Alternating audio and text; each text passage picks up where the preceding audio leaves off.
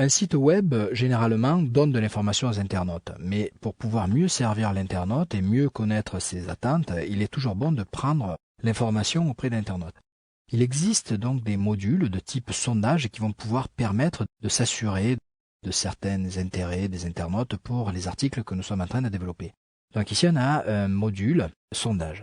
Alors, certains modules, vous voyez ici, sont complétés par des composants ou des composants sont complétés par des modules, peu importe le sens dans lequel on va le prononcer. Le composant, lui, est un élément qui va être un petit applicatif qui va ajouter des fonctionnalités à l'interface du back-end. Le module est un élément qui va permettre d'afficher ça sur le front-end, donc de le distribuer sur la partie visible du site par l'internaute. Donc ici, dans la partie composant sondage, on va aller créer tous nos sondages. Donc on va créer autant de sondages que l'on a besoin pour notre site. Ici, par exemple, on va tester la popularité de Dreamweaver. Alors, dans la popularité de Dreamweaver, on pourrait donner un alias si on avait besoin de l'attaquer par le code pour d'autres fonctionnalités. Ici, on va pouvoir définir un délai.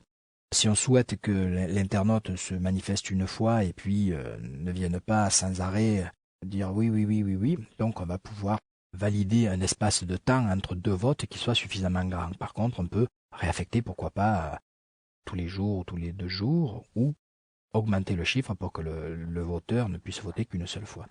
Alors, va-t-on publier? Oui, on publie. Et quelles vont être les différentes options? On peut avoir jusqu'à 12 options, ce qui est déjà beaucoup, de choix. Donc, on va dire, par exemple,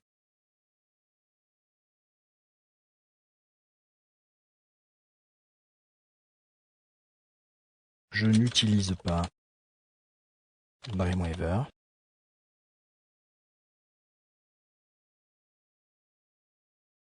Voilà. Dreamweaver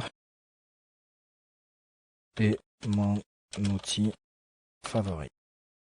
Voilà. Donc on pourrait aller un peu plus loin. On va sauvegarder ce sondage. Et maintenant, on va retourner dans la partie des modules. Donc on va demander à Joomla d'afficher ce module. Alors on va créer le module, donc module sondage. On va l'appeler par exemple popularité de Dreamweaver. Ou connaissez-vous Dreamweaver? Voilà.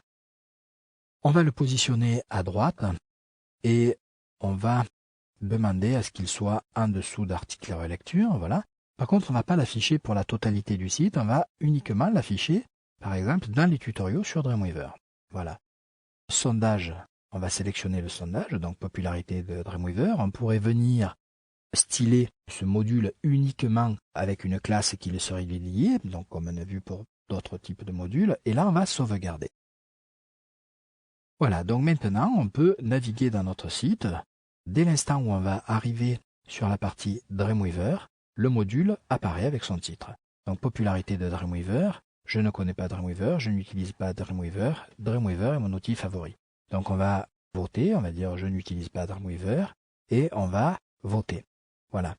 Dès qu'on a fini de voter, on ne peut plus voter, mais on est passé dans la partie résultats maintenant et on voit qu'on a 100% des votes. Donc le premier vote a commencé le jeudi 6 août, et le dernier vote est arrivé ce jour-là. Donc on peut arriver maintenant comme ça à avoir diverses variations en fonction des utilisateurs, en fonction des internautes.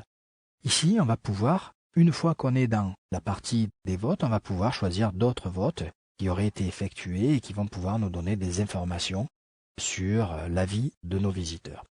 Voilà, donc un petit module rapidement mis à place qui peut être très stratégique pour pouvoir maintenir une bonne évolutivité du site et un bon remplissage de l'ensemble de nos articles.